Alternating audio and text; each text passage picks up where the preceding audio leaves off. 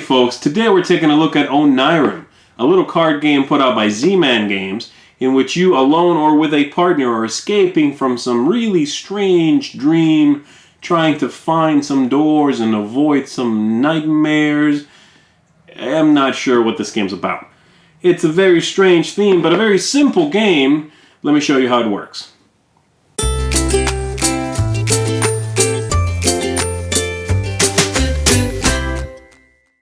Alright, so the objective though in the game is to find 8 doors.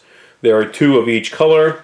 There will be some red ones, there will be 2 brown ones, there will be 2 green ones, and there will be 2 blue ones. These are not doors, they need to look like that. And once you find all 8, then you've won the game, okay? To start though, you're going to shuffle up the deck, you're going to deal yourself 5 cards, and you're ready to go. Alright, turns are very easy in this game. You're going to take 1 card and you're either going to play it or you're going to discard it. When you play the first one, you are starting your line, and there's going to be 1 single line for the entire game. You play that, it's a red card with a sun symbol, and then you draw a replacement. Alright, good. Then you're going to take your second turn and play again.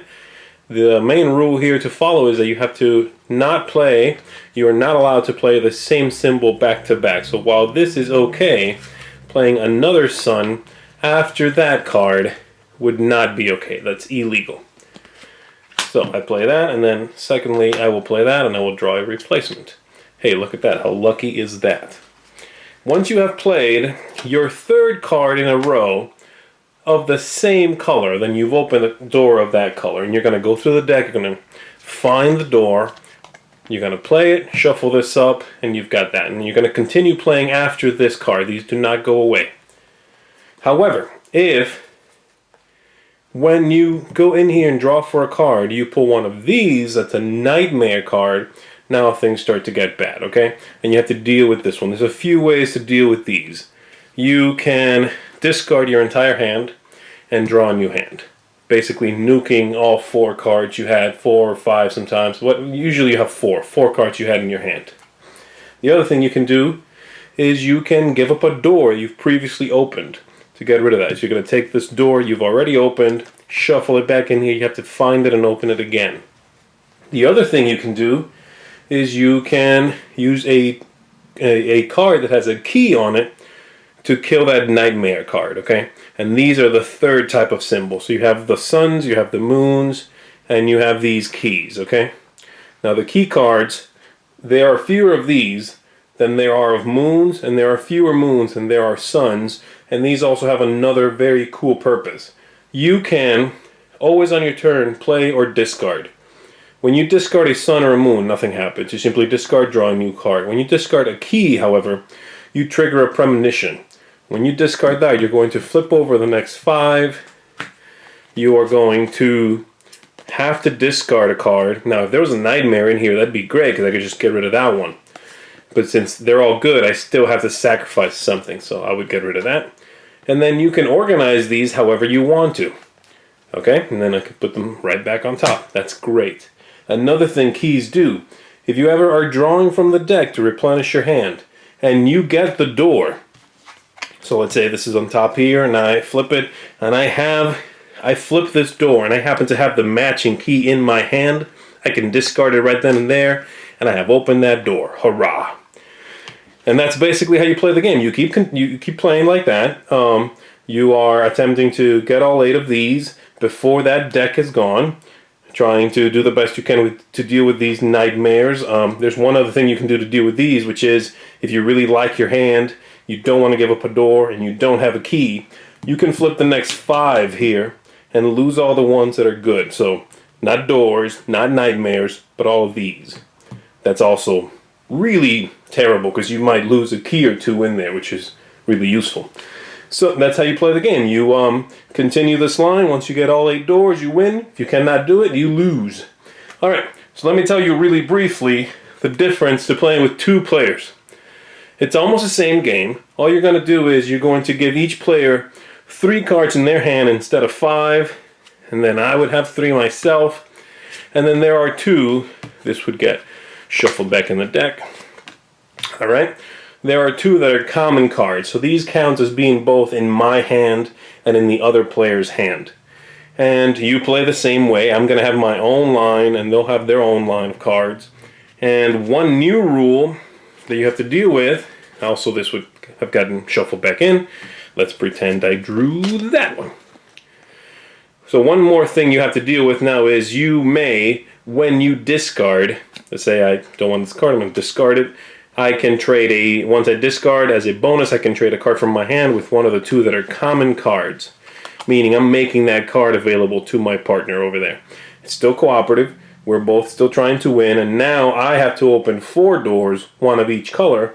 And they have to open the other 4, one of each color as well. That's how you play the game. Let me also briefly tell you about a couple of expansions. This game, as the cover tells us, includes 7 expansions. That's awesome. I'm not going to describe every single one, but I'm going to tell you about a couple of my favorites.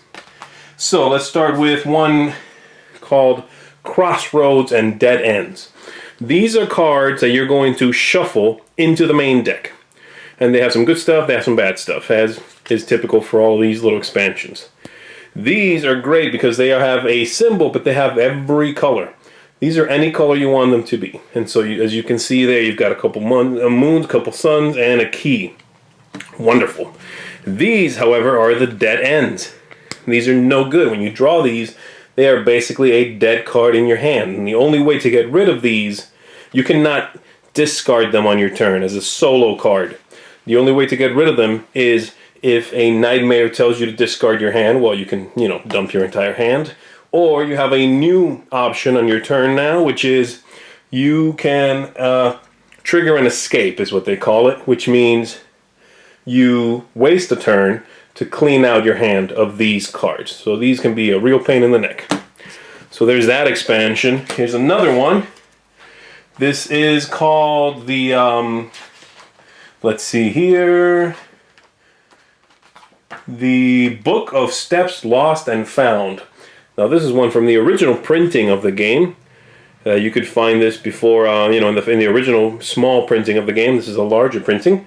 And in this one, you are going to take all these cards, you're going to shuffle them up, and you're going to lay them out on the table, and they are going to make you open the doors in a specific order.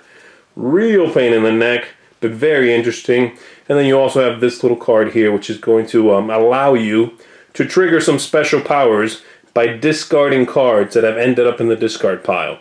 So there you have it, Onirim. Now be aware, this printing of the game is a second version. There was before this one, another version came in a much smaller box, and it had a couple of expansions in it. But this one contains 7 expansions. I showed you a couple there, but really they're all pretty interesting. There's a lot of replayability in this little box. This game has been one of my favorite solitaire games for pretty much since it came out, since I found out about it. It's been a few years. I really am enamored with it. I think it's a great little game. It's much better than pulling out a deck of cards and playing solitaire with that. This has a couple of neat concepts. Yeah, the theme doesn't make a lot of sense, but you know what? It works for the game. It's okay. It doesn't get in the way. I just really like this game. I think it's great. If you find yourself wanting a game to play alone or to play with one other person and still cooperate on something really light, but not necessarily very easy. The game can be a challenge, especially if you add those expansions. Well, then I would say go out and find this one. It's a great little game. There are now going to be a few games that feature this same theme. There are a couple of other ones. There's one more out now called Urbion. But there are more coming out later on that are set in this Oniverse that the author has invented. I'm really excited about this line of games, I have to say. So, if you missed the first printing of this or you never took a look at it, go out and get this one. This is a great, great game. Check it out. Thanks so much for watching the Dice Tower videos. Find more great videos and reviews as well as our top-rated audio podcast at Dicetower.com. You can also find other great shows at Dicetowernetwork.com. I'm Eric Summerer, and you've been watching The Dice Tower. The Dice Tower is sponsored by Cool Stuff Inc., where you can find great games for great prices. Cool stuff in stock. Check them out at CoolStuffInc.com.